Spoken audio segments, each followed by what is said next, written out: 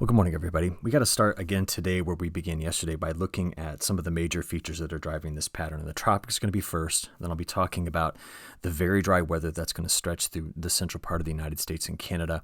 And I want to talk about what's going on the West Coast. We're going to talk about how long the very mild, very warm conditions are going to last. And then at the end, I want to do some global work and really spend just a moment talking about sections of the Black Sea area in Russia. But here we are 15 days past the peak of the hurricane season, and things are getting quite active. We had the naming of Umberto, and next, should this system here that's got this 80% chance of developing be named Imelda. So we're watching those carefully. We still watch the remnants of Ragasa going through parts of China, doing a lot of damage and flooding there.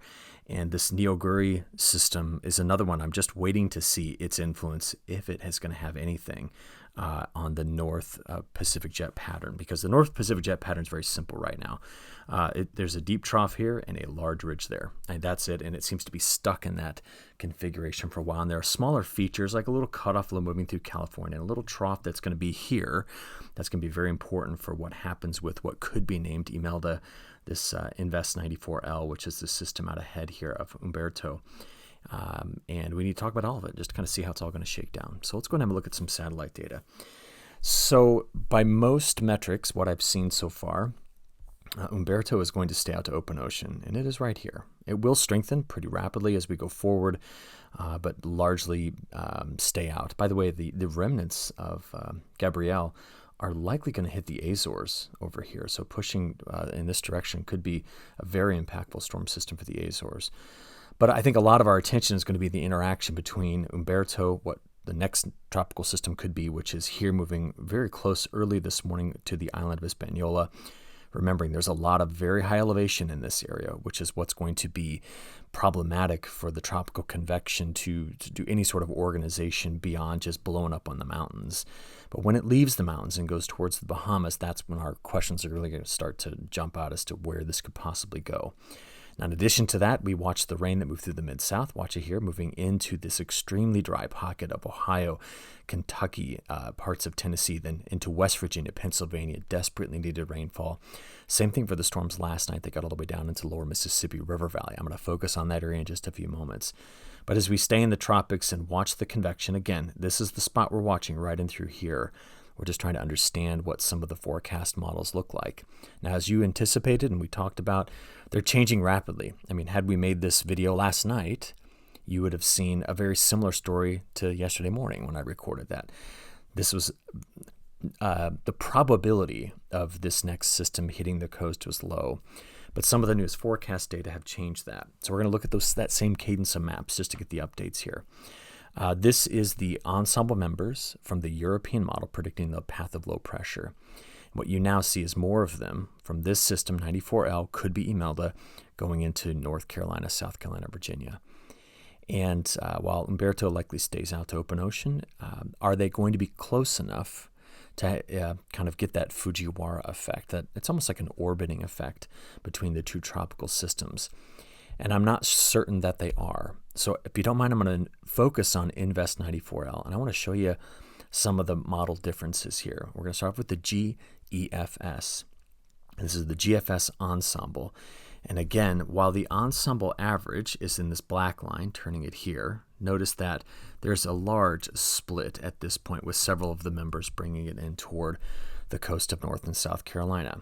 All right, so that is still a lot of uncertainty. We just haven't dialed this in just yet. And model run to model run has been quite maddening. In fact, I just noticed that on his website, I was looking there at the 18Z forecasts. This is now the new 0Z, so I apologize for that. The new 0Z has, look, just a few of the ensemble members coming in, the majority making this turn. But how close is that to other forecasts? Let's look at the EPS. Now you can see that the EPS, which is the European ensemble, has much more of the ensemble members coming in here. Now, historically, this is just evidence, okay? We have for years, really since the big event, 2012's Hurricane Sandy, been giving the European, which has a statistical advantage over the GFS and its ensemble members, we've been giving it, the nod as the more accurate, skillful model. It's just something to make comment of here. And the EPS is definitely bringing this system to the East Coast. There are other models, of course, but I want to show you the Google DeepMind. They've made this publicly available, so many of us are using it here. And again, this is an AI forecast model. And I want to show you again that split. Take note of most ensemble members doing this and some doing that. And that is going to be one of our big advantages of having access to these, to these models. He's getting ready to release his super ensemble. I can't wait to see. That's what combines all of the models together. So we're going to get there very soon. But I wanted you to get the latest on this. And if you're watching me in the Carolinas, this morning my narrative is a bit more urgent than it was yesterday. And that's what I want you to see. There's a higher chance, I think, of this happening. Now, the model comparison, if we go over to Dr. Cowan's page here, Tropical Tidbits, let me show you the GFS, but I want you to see the 0Z first. So the 0Z forecast brings the two systems so close together that Umberto pulls what would be Invest 94L, which we might get the name Imelda. You get the Fujiwara effect. This is the 0Z run. So you see how it's grabbing it, pulling around the backside, and it's also being helped out by a trough that's coming in through here. So that is a scenario in this 0Z run that would suggest that we get some coastal rain, but system stays away. Okay. Now, that's just this first system. Take a look at the 6Z run, which just came out. Now, this is the newest run. Instead of separating, the 6Z run dumps this directly into South Carolina. See the difference there? The two are splitting, partly influenced by high pressure to the north, and the distance increasing between the two systems, and the fact that Umberto likely gets pulled around by this high that's over here. That's part of the flow. It's much more to this than what I'm showing you here, but we're just trying to get down to the end result. So that's just one GFS run to the next. Let's flip this over and look at the ECMWF. Let's take it back. And again, the ECMWF has a system developing well enough ahead of Umberto that it is not going to interact in the same way. In fact, there is the opportunity for moisture to come out of Umberto and its upper level flow and work its way into, in its mid-level and low-level flow, not upper level, mid-level and low-level flow to work its moisture into what could be named Imelda. And then this system is going right into the Carolinas. Strength is unknown. We're not even going to bother to speculate because it will be likely wildly inaccurate, but we do see a system coming through in the forecast. Now, I want to show you the upper level feature that we're going to have to keep an eye on. Now, you know that in the forecast, deep troughs keep living here, and there's going to be a big ridge that builds in. As we just go through the end of this week, just take a look, okay? There's the cutoff low that's been coming through California. There's a trough sitting here that's associated with the low that just moved through, bringing in the rain to the Ohio Valley, lower Mississippi River Valley, okay? As we go out later in the pattern, there they are. One, that's Umberto. This could be Imelda. As we go further into the time period, that trough, I'm going back now to Saturday. This is the one that's associated with the system that just came through. It could be a critical part of, so imagine you have a broader upper level low here. You have your surface lows there, and they all spin in this direction. Just these are tighter and tropical in nature. They are very, very warm chord, okay? And then you've got this. So the bigger upper level low is going to pull that thing. Can you see it? It kind of big circulation just dragged, separating, allowing the high pressure to pull this one around. And that's one of the possible scenarios out of this, which is telling me, just to let you folks know along the Carolina coast, maybe even to Georgia and Virginia on either side, we do have to pay very close attention to this. And the timing is this weekend into Monday. That's the time we're looking at here. That's what we're going to watch most carefully. Now, what I want to show you next, let's just keep going with this model forecast, just so you can see the development and redevelopment of deep troughs here. There's this broad ridge that runs over the top of all of it, and that seems to dominate the rest of the country. But if we have a close look at the model comparison, this is the ECMWF. Now notice, there's a front passing through the Carolinas first. And by the time we get into Saturday, we're already looking at decent rains hitting one of our driest spots in the country. I'll show you more about that in a second. And then here you have the rain coming in. Look at this. This is Monday, Tuesday, Wednesday of next week. And I'll take you all the way out. Let's go out and look 10 days just to get a glimpse at the potential. We never ever take these numbers verbatim. They will never be right. But you do take note and see here that some of the rainfall totals are huge. And unfortunately, this is going to bring flooding to a region that was devastated last year by Hurricane Helene. And we must be conscious of what's going on here in terms of the loss of vegetation, the change of the landscape, and the ongoing repair effort in this area and recovery. And the potential exists for big-time rains in this region. That's the ECMWF run. Now, this is the 0Z. My model my computer right now is churning on the 6Z. This is the 0Z run from the GFS. And remember, it is less aggressive on the development of that system. The 0Z was. The 6Z dumps all of this rain here into South Carolina, which again, my forecast page will update with that very, very soon. I'm going to stop it there because I'm very uncertain about this feature you just saw in Louisiana. But 10 days out, it still has across most of North Carolina some very, very heavy rain. All right. Now, in case you're wondering, let's do this. How are we getting these maps? Go to agweather.com, click on Weather Models. I just clicked on European, ECMWF, and GFS. Now I'm going to choose, let's do the AI model. So if you click on that, you can then choose these regions. We were just in the southeast United States. And what I did was I clicked on total precipitation. That's how we got to those maps for the other two type forecast models. This is the ensemble forecast, the artificial intelligence forecast from the European model. And again, it is doing that, but still bringing in pretty heavy rains into this area. It's just another point of reference. The point about this whole entire system is if we could dial up the drought busting part of this, but not dial up the severity of it, we have got to get rain into this area. I showed you this yesterday, but if you have a look, this whole region is having an extremely, extremely dry September. Now, there is rain coming into this ahead of the system, which is going to help break this down. But we've got to get some moisture into this area because if you look, the deficits in the last 30 days are 6-7 inches. I just don't want to make all of that up in a span of 48 hours from a tropical system. We need to break drought much more slowly. But this drought extends all the way up the East Coast. It comes all the way down here to the coastal parts of the Gulf. And we'll get a new drought monitor update in probably about an hour and a half after I finish recording this. But I want you to be able to see that this is developing and getting deeper and deeper with time. That's what I've got, and that's what we're going to watch. And again, I'm just going to point you to those resources, polarweather.com/tropical, POLARWX.com.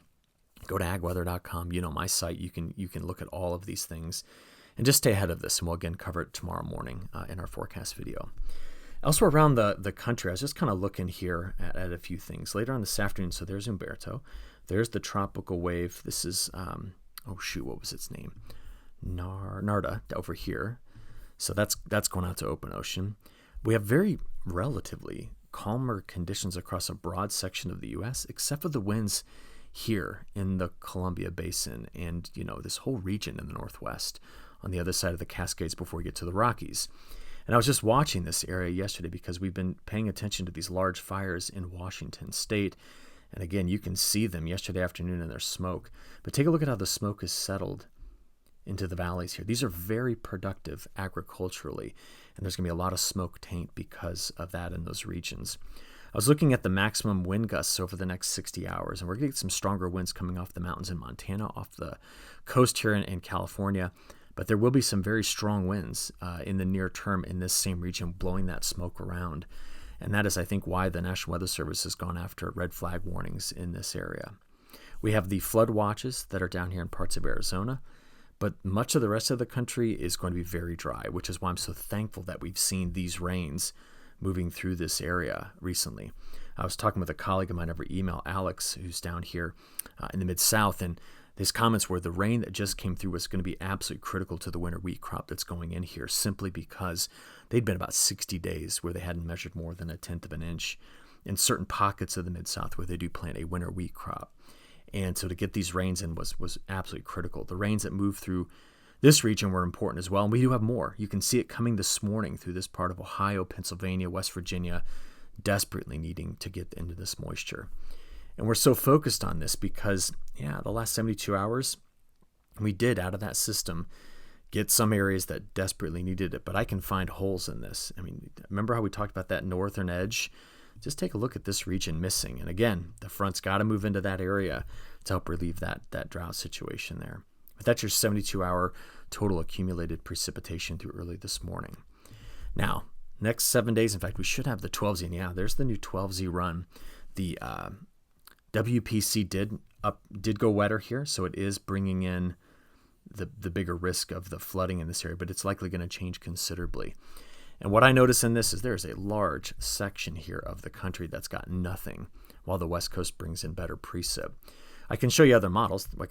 That's nice about my maps is that they're all the same on your screen. So here is the European model 7-day forecast. And again, Umberto, Invest 94L, maybe Imelda. We've seen that much more closely. And then the West Coast. Take a look at Northern California. Take a look at the stream of moisture that's coming in here. Let me show you exactly what's going on there in a second after I look at some of these other models. So again, WPC. This is the European 0Z, and this is the GFS 0Z. So this is a broad area in the middle of the country that's not expecting much. And again, the culprit here is this highly amplified pattern we've been talking about all week. And you can see the block over parts of Europe and what this will likely do to Black Sea region. I'll mention that more at the end of this forecast video. But this is the ridge that's got a breakdown. I'm just going to make a comment about this type of pattern. When we get this at this point in fall, and the pattern gets really amplified, like big ridges, big troughs, as you see here, at some point they have almost like a wave break event somewhere. Something breaks down, shoves the whole pattern, redistributes it. What I'm trying to figure out is it sometime in early October, mid-October? Is it late October? I still have very, very little signal out that far to make a what I would call a valid guess, an educated guess about it. So I need you to know that my uncertainty still remains as to when this pattern breaks down.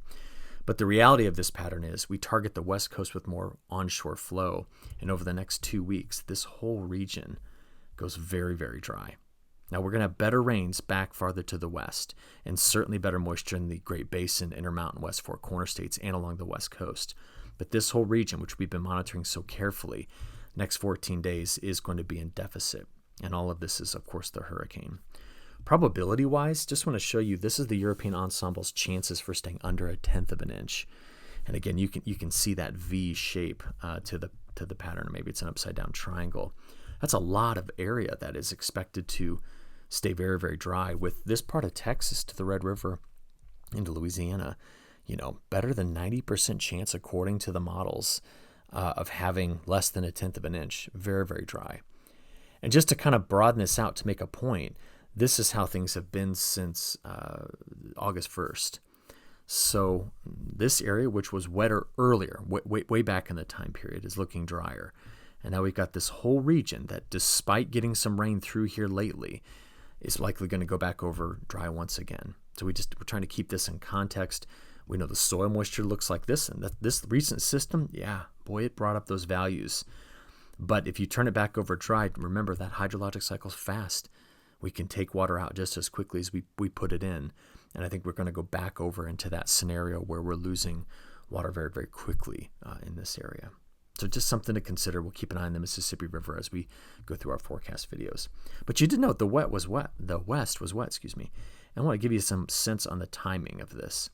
You can see that each day, like let's look Friday afternoon, there is monsoonal storms coming into this area. But we're watching as we go from Friday into Saturday and Sunday. There it is. Sunday, a larger low pressure system sitting off the northwest coast. And I hope that comes through by Monday. This will help with the firefight that's in this area. And the subsequent low that follows it, take a look at that guy. This is next Tuesday. Hits more of Northern California and Oregon. Now, these systems break up as they move across the mountains into Montana. I'm just rocking back and forth over next Monday, Tuesday, Wednesday. So there will be some moisture spreading here into Colorado, maybe some high elevation snow, Wyoming as well, and then getting up into parts of Montana. But we are going to keep an eye on the West Coast, really kind of adding up the total precip. Let's go and have a look at the numbers just really quickly here as this loads. All right, just to get a sense of what we're looking at here. If you take the European model verbatim, I've got a few places picking up 2 to 3 inches in Northern California. And in terms of snow, might as well. That's playing out there through next Tuesday. Let's go out 10 days. There's some Rocky Mountain snow and some Sierra Nevada snow as well. Okay, from here, I just want to come back to total precip. And I'm going to use the new maps we're working on. These we're going to be releasing a whole new map suite coming in October. That's the plan. They are going to be half the size in terms of their image size, which means they'll load quicker for you. And we're going to put up some new color schemes and make them much more mobile friendly. That's the plan. But if you just take a look at the European models forecast, that's a 10-day forecast right there. And if we go beyond that, the new European run, just note along the coast here, is going after 10 to 17.3 inches and nothing.